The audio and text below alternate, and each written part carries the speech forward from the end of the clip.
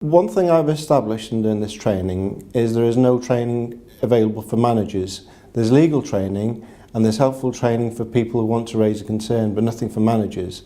So I took the unique perspective of looking at the risks and the opportunities for managers for dealing with a whistleblowing disclosure. And I think what the main message to take out of the training session I did was the importance of good training and awareness for managers of this issue of whistleblowing.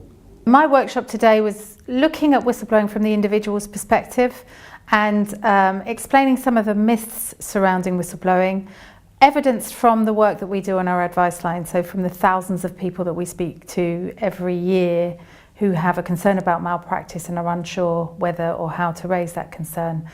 Really, that evidence shows that many people feel ignored when they raise a concern, and most people will only try once or twice and then they will give up. So it's really important that organisations think about what they say in their whistleblowing arrangements, that they don't come at it from a legalistic point of view, that they come at it from the practical point of view. What are they trying to achieve? They're trying to make it safe and acceptable for people to speak up. The workshop's about what good practice looks like in whistleblowing in your organisation, about getting the right arrangements and crucially getting the right culture, and also about the assurance. How do you know that you've got those two things right? The one key thing I'd say to delegates is a question.